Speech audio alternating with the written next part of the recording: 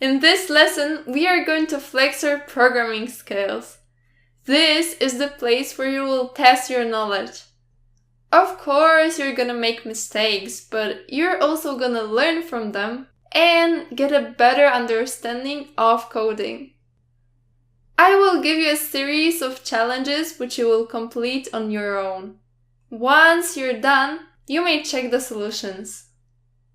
Good luck and let the flex begin! Challenge number 1. Print your name 1000 times. For printing your name just once, you can use a print statement like this. Try it out in your Dartpad. It's extremely simple.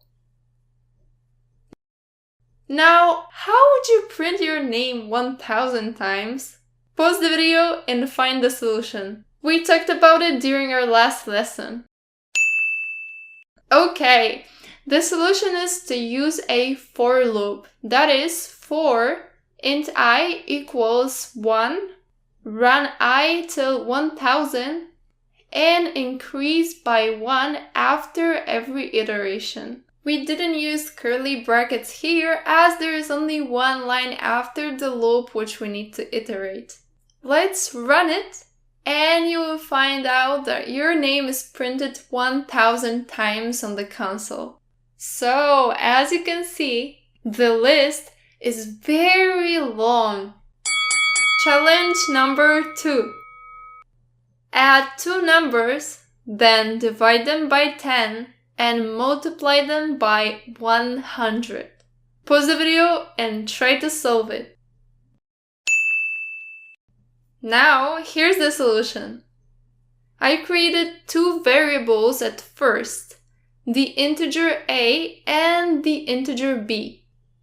The resulting value should be stored in another variable, so let me create a double variable c as the result may be a decimal. The mathematical problem was to add two numbers, so let's add the int a and the int b. The next thing we need to do is to put the numbers in brackets and divide them by 10. I could also multiply them in the same line, but I want to show you something.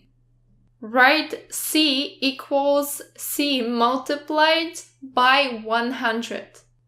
This will multiply c by 100 and at the same time save the new value in c.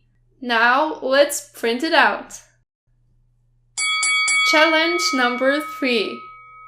Add all the numbers between 100 and 1000 and print them. Pause the video right now and try to solve it. So, first things first, let me declare and initialize a variable which will store the sum of all the numbers.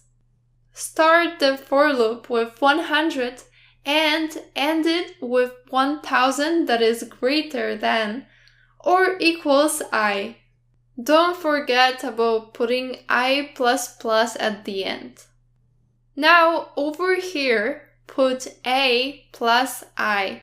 This will keep adding the values of the I variable and thus will help us get the sum of all of the numbers from 100 to 1000. Outside of the loop, you have to print the value of a and then run it. You can see the results show up on the console. Pretty easy, right? It's worth mentioning that if you don't initialize the value of a with 0, you will face a problem as Dart doesn't know what to add in the a equals a plus I line.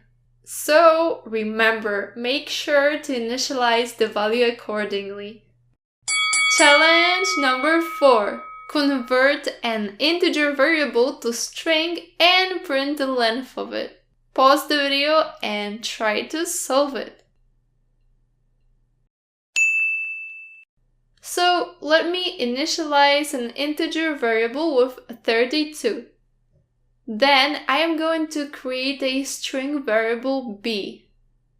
It equals a.toString. And basically, the toString function will convert the integer a into a string. Now we have to print the length of it to find the length of b. To do that, we just need to use the length method by writing b.length and print it to get the result. 32 has 2 digits, so the total length of the number is 2, and we got the answer in the console. Challenge number 5. Swap the values of 2 variables. Pause the video and find the solution. So let's declare 2 variables for swapping with any numbers you want. Then we have to declare another variable, which is temp. First, store the value of a in temp. Store the value of b in a. And then store the value of temp in b, thus swapping the values. Alright, finally we can print it just like this. And run it. The result is on the control panel.